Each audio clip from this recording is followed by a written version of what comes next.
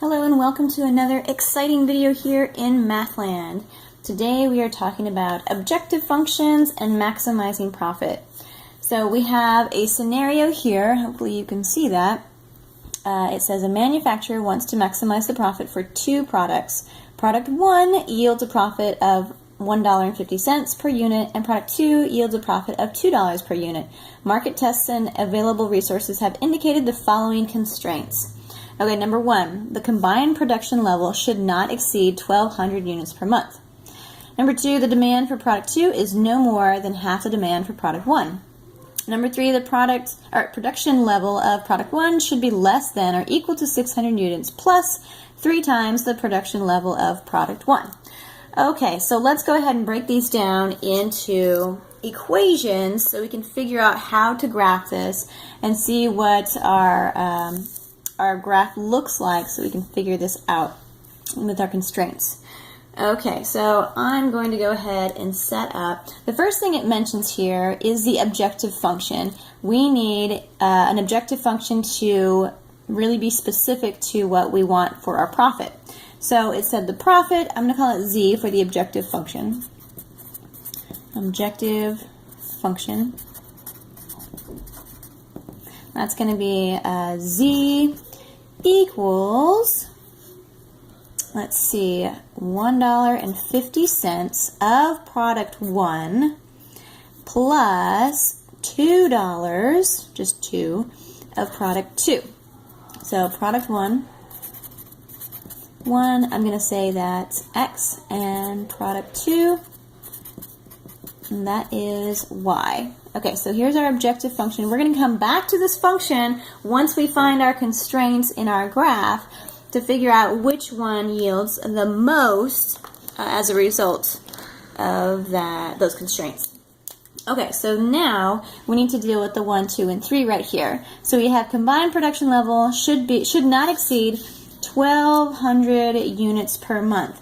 So if my production level of both these things should not exceed $1,200, I'm going to go ahead and say that means X plus Y should not exceed it, so less than or equal to 1,200 units per month. Okay, so that's number 1 right there. Boop. And number 2, it says that the demand for product 2 is no more than half the demand for product 1. So product 2, I said that's going to be Y. Right there, I kind of laid it out. So Y is less than or equal to 1/2 of product 1. Okay, that was number 2. And number 3, the production level of product 1 should be less than or equal to 600 units plus 3 times the production level of product 1. So we've got product 1 was X. X is less than or equal to 600 plus 3Y. Okay, we've got all 3 of our constraints laid out by these equations here.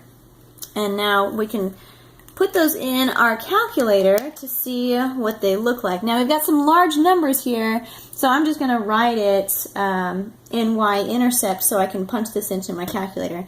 So if I rewrite this and I have y on the left side, so y is less than or equal to negative x plus 1,200, I could put that into my calculator. And this one's already set as is, and I'm going to move things around here. So I've got, see, I would divide by 3 and move the 600 over. So I'd have 1/3 x minus 200 is less than or equal to y. Okay, so there's my y. I'm going to put that into my calculator, and I've already done that right here. So you can see my first equation is here, and if you move over to the left here, you can change this shading right here. Y is less than or equal to, so I'm going to shade it so it has the lower portion of the triangle shaded there. See the little triangle? You can change it. Let me show you how to change it. Just push enter and enter and enter and enter until you get less than, which is the lower triangle. Okay? I did the same thing here. I put in this equation, y is less than or equal to half of x, and then the other equation right here, 1/3 x minus 200 is less than or equal to y. So that means y is greater than all that fun stuff. Okay, so large numbers, like I said, the graph is going to be kind of funky. So I've got an old school calculator here, so it just graphs in lines and not in color. If you have a fancy calculator, that is awesome. So it looks like we've got a triangle so far, and once our third equation comes in, we've got this funky little, I don't know, it's not really a trapezoid, it's just a polygon. So let's try to sketch that out to see what it kind of looks like. We've got the x-axis and the y-axis, and it looks like one comes up maybe about this angle, and then it drops down here, and then it comes back there.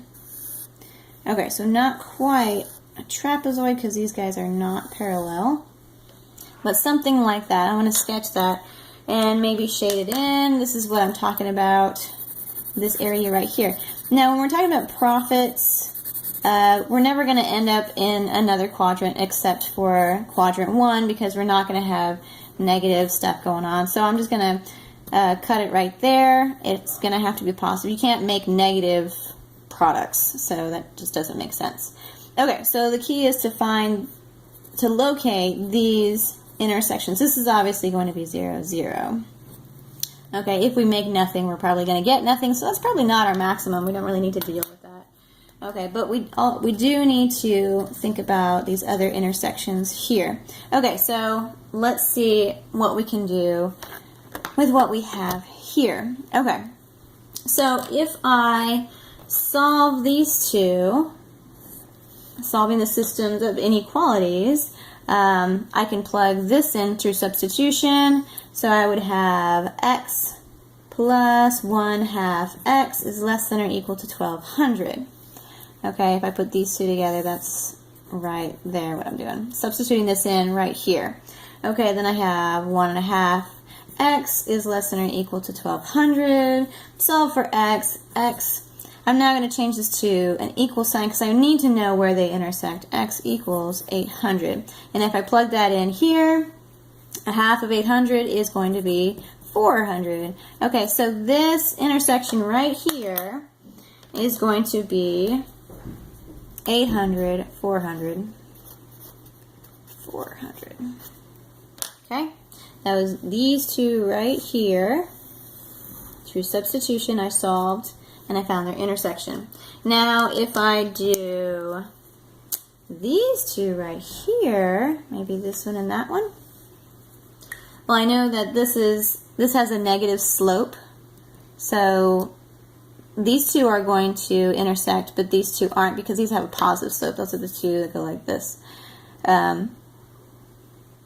Actually, scratch that. These two have the negative slope, and they're not going to intersect, but these two will, and those two will. So, by doing that, solving for this inequality, I've got, I'm going to plug this in for x. I've got 600 plus 3y plus y is, I'm going to say equals 1200 because we need to find what it equals.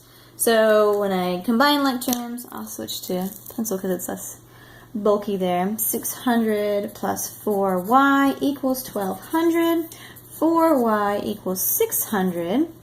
So I'm going to move the 600 over and then divide by 4, so y equals 150. And if you plug that in to any of the equations that we use right here, from here, we'll find that x equals 1050. Okay, so that's the point right here, 1050 and 150. Okay, so that's that point right there. And this one is going to be where it intercepts the x-axis, and you can look on the graph here and do trace or find the 0 for that one. It's going to be at 600 and 0. 600, 0. Okay, so now we've got some points here. Need to figure out which one of these work. So I'm going to use my objective function here that we wrote down at the very beginning right here, and I'm going to plug in my points to see which one yields the greatest profit. We're not going to use 0, 0 because, you know, if you make nothing, you're probably going to get nothing. So I'm going to plug these guys in for x and y. So z equals 1.5, I'm going to take off that 0, times 800 plus 2 times 400. That's going to give us, crunch those numbers, and we're going to get z equals 2,000. Okay, that's pretty good. Okay, so that's one of them. Let's try z equals 1.5 times another intersection here. Let's say 1050 plus 2 times 150. That's going to yield 1875. Okay. And then the third point here, 600 and 0, we've got z equals 1.5 times 600. We make 600 of product 1 and no product 2. What will that give us? That will give us 1.5 times 6. That's going to give us 900. Okay, so we're looking for maximum profit. Looks like from these numbers that we calculated here, from our graphs of the intersections, 200 will give us the maximum profit here. So if we make, let's see, 800 of product 1 and 400 of product 2, we will yield a profit of $2,000. Ta-da! So that's it.